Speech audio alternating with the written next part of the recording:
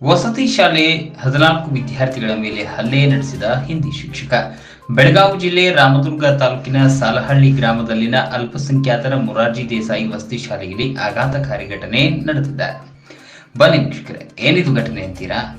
ಅಲ್ಪಸಂಖ್ಯಾತರ ಮೊರಾರ್ಜಿ ದೇಸಾಯಿ ವಸತಿ ಶಾಲೆಯಲ್ಲಿ ಸಂಜೆ 7:30ರ ಸುಮಾರಿಗೆ ಶಾಲಾ ವಸತಿ ಗೃಹದಲ್ಲಿ ಶಿಕ್ಷಕ ಪ್ರಶ್ನೆ ಪತ್ರಿಕೆ ಸರಿಪಡಿಸುತ್ತಿರುವಾಗ ಕೆಲವೊಂದು ಮಕ್ಕಳು ಸ್ವಲ್ಪ ಆವಾಜ್ ಮಾಡಿದ ಕಾರಣಕ್ಕೆ ಒಟ್ಟು 14ಕ್ಕಿಂತ ಹೆಚ್ಚು ಮಕ್ಕಳಿಗೆ ಹಿಂದಿ ಪಾಠ ಮಾಡುವ ಶಿಕ್ಷಕ ಬರೇ ಬಾವು ಮತ್ತು ಬಾಸುಂಡೆ ಬರುವ ಹಾಗೆ ಥಳಿಸಿದ್ದಾನೆ. ಮನಬಂದಂತೆ ಹಾಸ್ಟೆಲ್ ಮಕ್ಕಳನ್ನ ಥಳಿಸಿದ ಶಿಕ್ಷಕಿ ಮೇಲೆ ಕ್ರಮ ಕೈಗೊಳ್ಳುವಂತೆ ವಿದ್ಯಾರ್ಥಿಗಳ ಆಕ್ರೋಶ ವ್ಯಕ್ತಪಡಿಸಿದರು. ಪಾಲಕರು ತಮ್ಮ ಮಕ್ಕಳಿಗೆ ಉತ್ತಮ ಅಭ್ಯಾಸ ಮಾಡಲಿ, ಉನ್ನತ ಹುದ್ದೆ ಪಡೆಯುವಂತಾಗಲಿ ಎಂದು ಏನೇನೋ ಆಸೆ ಕನಸುಗಳನ್ನ ಇಟ್ಟುಕೊಂಡು ಕಷ್ಟವಾದರೂ ಮಕ್ಕಳನ್ನ ದೂರದ ಹಾಸ್ಟೆಲ್ನಲ್ಲಿ ಬಿಟ್ಟಿರ್ತಾರೆ. ಆದರೆ ಅಲ್ಲಿ ಆರೋಗ್ಯವಾಗಿಲ್ಲ ಅಥವಾ ಸಮಸ್ಯೆ ಅನುಭವಿಸುತ್ತಿದ್ದಾರೆ ಎಂದು ಗೊತ್ತಾದರೆ ಪಾಲಕರು ಸಮಾಧಾನದಿಂದ ಇರಲು ಹೇಗೆ ಸಾಧ್ಯ? ಅದೇ ರೀತಿ ವಸತಿ ಶಾಲೆಯಲ್ಲಿ ಮಕ್ಕಳಿಗೆ ತಿಳಿಸಿದ ಆರೋಪ ಒಂದು ಕೇಳಿಬರುತ್ತಿದೆ. ಮುಗ್ಧ ಮಕ್ಕಳನ್ನ ಮನಸ್ಸು ಇಚ್ಛೆ ತಿಳಿಸಿರುವ ಆರೋಪ ಹಿನ್ನೆಲೆ ಪ್ರತಿಭಟನೆ ಮಾಡಲಾಗುತ್ತಿದೆ. ಸಮೀಪದ ಸಾಲಹಳ್ಳಿ ಗ್ರಾಮದ ಅಲ್ಪಸಂಖ್ಯಾತರ ಮೊರಾರ್ಜಿ ದೇಸಾಯಿ ವಸತಿ ಶಾಲೆಯಲ್ಲಿ ಘಟನೆ ಜರುಗಿದೆ. ವಸತಿ ಶಾಲೆಯ ಮಕ್ಕಳಿಗೆ ನಾನಾ ಕಾರಣಗಳಿಂದ ಚಿತ್ರಹಿಂಸೆ ನೀಡುತ್ತಿರುವ ಆರೋಪ ಕೇಳಿಬರುತ್ತಿದೆ. ಸ್ವತಃ ವಿದ್ಯಾರ್ಥಿಗಳೇ ಅದಕ್ಕೆ ಸಾಕ್ಷಿ. ಈ ಒಂದು ಪ್ರಕರಣದ ಬಗ್ಗೆ ಅಲ್ಪಸಂಖ್ಯಾತ ಮೊರಾರ್ಜಿ ವಸತಿ ನಿಲಯದ ಬೆಳಗಾವಿ ಜಿಲ್ಲಾಧಿಕಾರಿಯಾದ ಆದಿಲ್ ರಶೀದ್ ಮಿರಜ್ನವರ್ ಹೇಳಿದ್ದೇನು? ಯಾ ಸರ್ ಬಡ್ದಾರು? ಎದಕ್ಕೆ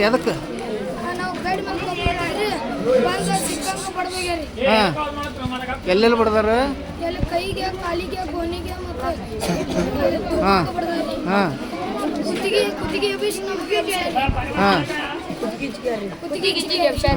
ಮತ್ತೇನು ಮಾಡಿದ್ರು?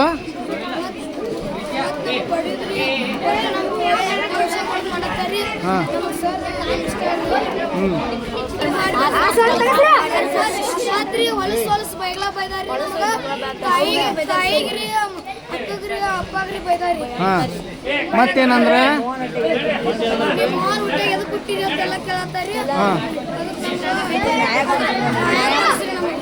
ಇದು ನಮ್ಮ ಗಮನಕ್ಕೆ ಬಂದಿದೆ. ಈ ಹಿಂದೆ ಘಟನೆ ಆಗಿತ್ತು. ಈ ಹಿಂದೆ ಘಟನೆ ಆದಾಗ ಅವಾಗ ಇಲ್ಲಿ ಪ್ರಿನ್ಸಿಪಾಲ್ನು ಸಸ್ಪೆಂಡ್ ಆದರು, ಇಲ್ಲಿ ವಾರ್ಡನ್ನು ಸಸ್ಪೆಂಡ್ ಮಾಡಿಸಿದ್ವಿ. ಇಬ್ಬರು ಸಸ್ಪೆಂಡ್ ಮಾಡಿದ್ವಿ. ಈಗ ನಾವು ಏನು ಮಾಡಿದ್ವಿ, ಅದ್ರ ಜೊತೆಗೆ ಇಲ್ಲಿ ಒಬ್ಬ ಎಕ್ಸ್ಟ್ರಾ ಬೇರೆ ವಾರ್ಡನ್ ಹಾಕಿದ್ವಿ. ತಹಸೀಲ್ದಾರ್ ಅಂತೇಳಿ ಎಕ್ಸ್ಪೀರಿಯನ್ಸ್ ಆ್ಯಂಡ್ ಆ ವಾರ್ಡನ್ನು ಒಳ್ಳೆ ರೀತಿ ಕೆಲಸ ಮಾಡ್ತಾ ಇದ್ದಾರೆ. ಪ್ರಿನ್ಸಿಪಾಲ್ನು ಕೂಡ ನಮ್ಮ ಇಲಾಖೆಯಿಂದ ಬೇರೆದನ್ನು ಟ್ರಾನ್ಸ್ಫರ್ ಮಾಡಿ ಹಾಕಿದ್ದಾರೆ, ಬಾರಿಕೆ ಅಂತ ಹೇಳಿ. ಅವ್ರು ರೆಗ್ಯುಲರ್ ಪ್ರಿನ್ಸಿಪಾಲ್ ಬಂದಿದ್ದಾರೆ.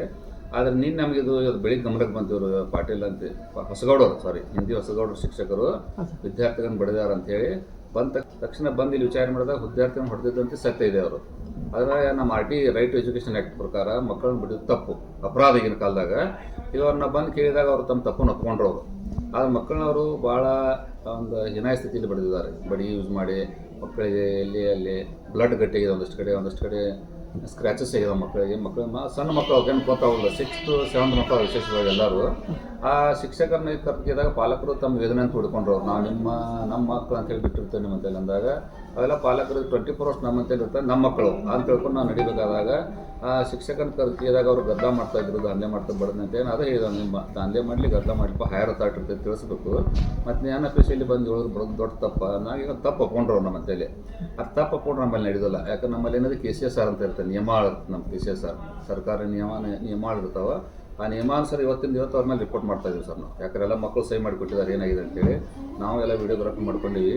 ಅದನ್ನು ತೊಗೊಂಡು ನಮ್ಮ ಮೇಲಾಧಿಕಾರಿಗಳ ಗಮನಕ್ಕೆ ತಂದು KCSR ನಿಯಮ ಏನಿದೆ ಶಿಸ್ತು ಕ್ರಮ ಕೈಗೊಳ್ತೀವಿ. ಮತ್ತು ಆದಷ್ಟು ಅವ್ರನ್ನ ಏನು ಮಾಡ್ತೀವಿ, ಇಲ್ಲಿಂದ ನಾವು ಬೇರೆ ಕಡೆ ಟ್ರಾನ್ಸ್ಫರ್ ಮಾಡೋಕ್ಕೂ ನಮ್ಮ ಇಲಾಖೆಯವರಿಗೆ ಸೂಚನೆ ಮಾಡ್ತಾ ಇದ್ದೀವಿ ಸರ್. KCSR ನಿಯಮಾವಳಿ ಬಿಟ್ಟು ಮಾಡಕ್ಕೆ ಬರ್ತದೆ. KCSR ನಿಯಮಾವಳಿ ಅಲ್ಲಿ ಆದಂತೆ ಸತ್ಯ ನಾವು ನೋಡಿದೀವಿ, ಪಾಲಕರು ನೋಡಿದವರು ಮಕ್ಕಳಪ್ಪ ಶಿಕ್ಷಕರು ಒಪ್ಕೊಂಡ್ರು ಈಗಾಗಲೇ ಟ್ರಾನ್ಸ್ಫರ್ ಟ್ರಾನ್ಸ್ಫರ್ ನಮ್ಮ ಏನೋ ಪ್ರಿನ್ಸಿಪಲ್ ಕ್ವಶನ್ ಪೇಪರ್ ತೆಗಿಬೇಕಂತ ಅವ್ರದ್ದು. ಅದಕ್ಕೆ ಇದವ್ರಿಗೆ ಯಾಕೆ ಬಂದಿದ್ದೆ ಅಂತ ಹೇಳಿ ಈಗ ಯಾಕೆ ಬಂದಿಪ್ಪ 7:30 ಅಂದಾಗ ನಾನು MOD ಅಂತ ಹಾಕಿರ್ತೀವಿ ಸರ್. ನಾವು MOD ಅಂತ ಪ್ರತಿ ದಿವಸ ಅವ್ರ ಶಿಕ್ಷಕರು ವಿದ್ಯಾರ್ಥಿಗಳು ಎಕ್ಸ್ಟ್ರಾ ಕ್ಲಾಸ್ ತಗೋತಾರೆ ಸಾಯಂಕಾಲ ಅವಧಿಯಲ್ಲಿ. ನೀನು ಅವ್ರದ್ದು MOD ಇತ್ತಂತ ಎಕ್ಸ್ಟ್ರಾ ಕ್ಲಾಸ್ ತಗೋದು ಬಂದು ನಾನು ಕ್ವಶನ್ ಪೇಪರ್ ತೆಗಿತಾ ಇದ್ದೆ. ತೆಗಿವಾಗ ನನಗೆ ಡಿಸ್ಟರ್ಬ್ ಮಾಡಿದ್ರು ಮಕ್ಕಳು. ಅದಕ್ಕೆ ಬಂದೆ ಮಕ್ಕಳು ಮಾತ್ರ ಡಿಸ್ಟರ್ಬ್ ಮಾಡೋರು, ನಮ್ಮ ಮಕ್ಕಳು ಗದ್ದಲ ಹಾಕೋರನ್ನ. ನಾವು ಮಕ್ಕಳ ವಯಸ್ಸನ್ನು ದಾಟಿ ಬಂದಿದ್ದೇವೆ, ಡೈರೆಕ್ಟ್ ಬೆಳೆದಿಲ್ಲ ಅಂತ ಹೇಳಿದಾಗ ಅವ್ನು ತಪ್ಪು ಕಂಡು ಬಂದಿದೆ. ತಪ್ಪು ಒಪ್ಕೊಂಡು ಈಗಾಗಲೇ ತಪ್ಪು ಆತನ ಪೇರೆಂಟ್ಸ್ ಬಂದಿರ್ತದೆ. ಆರ ತಪ್ಪು ನಡೆಯೋದಿಲ್ಲ. ಯಾಕಂದರೆ ಮಕ್ಕಳ ಹಕ್ಕಿದೆ, ಮಕ್ಕಳ ಹಕ್ಕುಗಳ ಆಯೋಗನ ಆನ್ಸರ್ ಕೊಡಬೇಕಾಗತ್ತೆ. ನಮ್ಮಲ್ಲಿ ಯಾವ ರೀತಿ ನಮ್ಮ KCSR ನಮ್ಮ ಸರ್ಕಾರ ನಿಯಮಾವಳಿ ಪ್ರಕಾರ ಕ್ರಮ ತೆಗೆದುಕೊಳ್ಬೇಕು, ನಮ್ಮ ಮೇಲಾಧಿಕಾರಿ ಗಮನಕ್ಕೆ ತಂದು ಅವ್ರಿಗೇನು ಸಸ್ಪೆನ್ಷನ್ ಆಗೋದು, ಏನು ಟ್ರಾನ್ಸ್ಫರ್ ಮಾಡೋದು, ಏನು ಸೂಕ್ತ ಕ್ರಮ ತಗೊಳ್ತಾರೆ ಅದನ್ನು ನಮ್ಮ ಮೇಲಾಧಿಕಾರಿ ಗಮನಕ್ಕೆ ಇವತ್ತಿನ ದಿವಸಕ್ಕೆ ಅಪಾಯಿಂಟಿಂಗ್ ಅಥಾರಿಟಿ ಇದೆ ಸರ್. ಈಗ ಯಾವುದೇ ಸರ್ಕಾರಿ ನೌಕರ ಮೇಲೆ ಕ್ರಮ ಕೈಗೊಳ್ಬೇಕಾದ್ರೆ ಅಪಾಯಿಂಟಿಂಗ್ ಅಥಾರಿಟಿ ಯಾರು ಇರ್ತಾರಲ್ಲ, ತಾವೊಂದು ಜಿಲ್ಲಾಧಿಕಾರಿ ಆಗಿಲ್ಲ. ನಾ ಹೇಳ್ತೇನೆ ಸರ್ ಪ್ಲೀಸ್.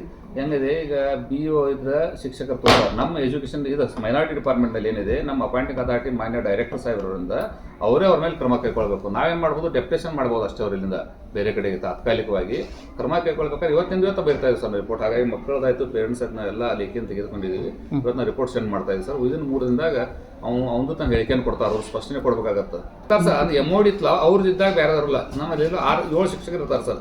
7 ಶಿಕ್ಷಕರಾಗ 6 ಶಿಕ್ಷಕರು, ಒಬ್ಬರು ವಾರ್ಡನ್ ಇರ್ತಾರೆ.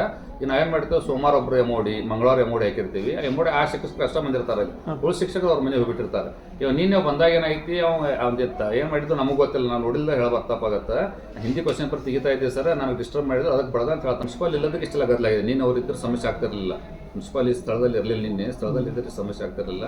ಅದೇ ರೀತಿ ಮುಂದೆ ಆಗದಂಗೆ ನಾವು ನೋಡ್ಕೋತೀವಿ ಸರ್ 100% ಇದನ್ನು. ಮಕ್ಕಳ ಆಯೋಗ ಇದೆ, ಅವ್ರಿಗೂ ಬರಿತಾ ಇದ್ದೀವಿ ಸರ್. ಅದನ್ನು ಮಕ್ಕಳ ಆಯೋಗಕ್ಕೆ ಬರಿತೀವಿ, ನಮ್ಮ ಇಲಾಖೆಗೂ ಕಳಿಸ್ತಾ ಇದ್ದೀವಿ ಸರ್ ಅದನ್ನು. ಆಮೇಲೆ ಮಕ್ಕಳ ಮೆಡಿಕಲ್ ಮಾಡಿಸ್ತೇವೆ. ಈಗ ಏನಿದೆ ನಮ್ಮ ನಿಯಮಾನುಸಾರ ನಿಯಮಾನುಸಾರ ಮಾಡಿ ನಿಯಮಾನುಸಾರ ಕ್ರಮ ತಪ್ಪು ಮಾಡಿದಾರೆ ಅಂತ ಈಗ ಶಿಕ್ಷಕರು ಮಾಡಿದಾಗ ನೋಡ್ಬೇಕಾಯ್ತು ನಮ್ಮ ಜವಾಬ್ದಾರಿ. ಈಗ ಇದು ಅಚಾನಕ್ ಆದಂತ ಘಟನೆ ಇದು. ನಾವಿಲ್ಲಿ ನಮ್ಮ ಬಂದಂತ ನಮ್ಮ ಜಮೀರ್ ಅಹಮದ್ ಸಾಹೇಬ್ರು ಮಕ್ಕಳ ಬಗ್ಗೆ ಇಷ್ಟು ಕಾಳಜಿದಾರಲ್ಲ, ನಮ್ಮಲ್ಲಿ 15 ದಿವಸಕ್ಕೊಮ್ಮೆ ಚಿಕನ್ ಕೊಡ್ತಾ ಇದ್ರು, ಈಗ 8 ದಿವಸಕ್ಕೊಮ್ಮೆ ಚಿಕನ್ ಕೊಡಿಸ್ತಾ ಇದ್ದಾರೆ. ಎಲ್ಲಿ ನಮ್ಮ ಸಾಹೇಬ್ ವಿಸಿಟ್ ಮಾಡ್ತಾರಲ್ಲ, ಪ್ರತಿ ಹಾಸ್ಟೆಲ್ ವಿಸಿಟ್ ಮಾಡ್ತಾರೆ. ನಾನು ಆ್ಯಕ್ಚುಲಿ ಸೆಷನ್ದಾಗ ಬಂದಾಗ ಕೂಡ ಬೆಳಗಾವದಲ್ಲಿ ನಮ್ಮೆಲ್ಲ ಹಾಸ್ಟೆಲ್ ವಿಸಿಟ್ ಮಾಡಿದ್ರು. ಅಂತ ಆಕ್ಟಿವ್ ಸಚಿವರು ನಾವು ನೋಡಿಲ್ಲ.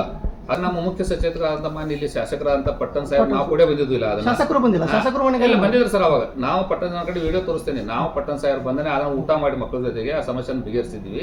ಈಗ ಮಿನಿಸ್ಟರ್ ಸಾಹೇಬ್ ಇರುತ್ತೆ, ಒತ್ತಡ ಕೆಲಸದ ಒತ್ತಡ ಬರೋಕ್ಕಾಗಿಲ್ಲ.